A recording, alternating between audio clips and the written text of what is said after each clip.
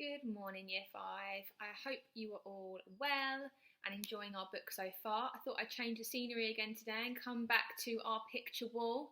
Don't know if you can spot what's maybe going on in that picture there. Feels like a lifetime ago now. Okay, so we are at chapter 9. We've just ended chapter 8 when Nellie has named Edward Susanna.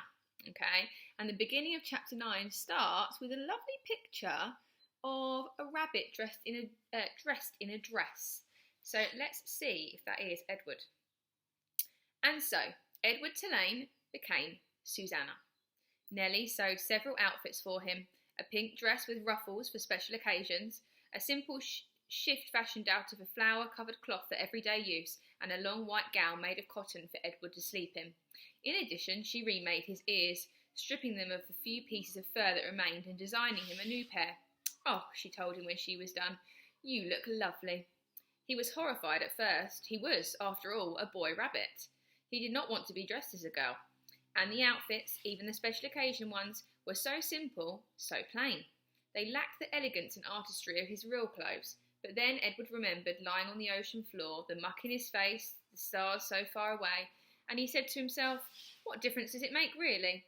Wearing a dress won't hurt me." Besides, life in the little greenhouse with the fisherman and his wife was sweet. Nellie loved to bake, and so she spent her day in the kitchen. She put Edward on the counter and leaned him up against the flour canister and arranged his dress around his knees. She bent his ears so that he could hear well. I think that's exactly what that picture is.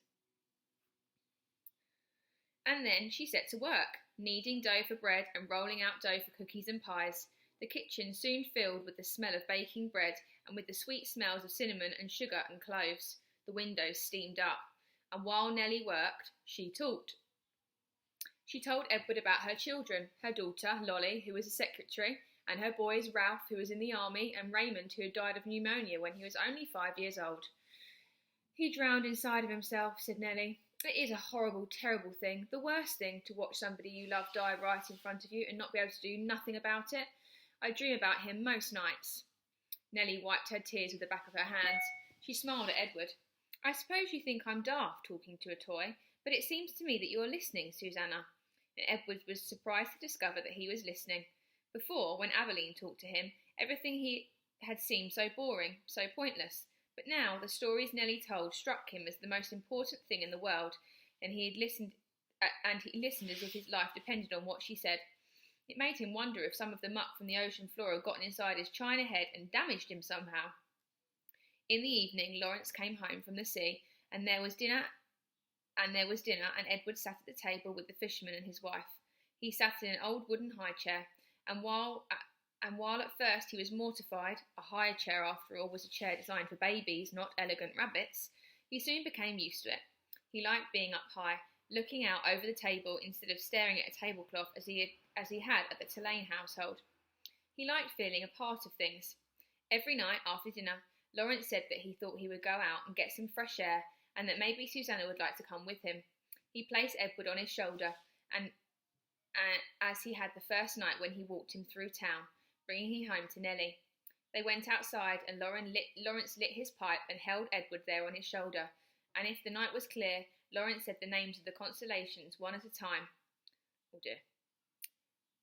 Andromeda, Pegasus, pointing at them with the stem of his pipe. Edward loved looking up at the stars, and he loved the sounds of the constellation names. They were sweet in his ears. Sometimes, though, staring up at the night sky, Edward remembered Pellegrina, saw her dark and glowing eyes, and a chill would go through him. Warthogs, he would think, witches. But Nellie, before she put him to bed each night, sang Edward a lullaby, a song about a mockingbird that did not sing and a diamond ring that would not shine, and the sound of Nellie's voice soothed the rabbit and he forgot about Pellegrina. Life, for a very long time, was sweet. And then Lawrence and Nellie's daughter came for a visit. Ooh, and that's that. So, Lawrence and Nellie's daughter is coming for a visit. I wonder what's going to happen, because that's the last part of the chapter, which almost makes you think that something's going to happen in the next one, doesn't it? Did any of you have that lullaby sung to you when you were little about the mockingbird and the diamond ring? It rings a bell to me, definitely. Okay, so that's chapter 9. I'll be uploading some questions to go along with that. I hope you're enjoying it. I know these videos are quite short at the moment, but may as well make the most of it, mightn't we? It might be at a point where I go on to reading two chapters in one day, but I think for now, 5 minutes of listening and then a little while to get the questions done is just about right, because you've got English as well, which I know has been quite full on with you writing your description of what it would be like under the sea for Edward. So, yeah, I think that's it. I hope you're having a lovely day. Enjoy the sunshine, and I'll see you tomorrow.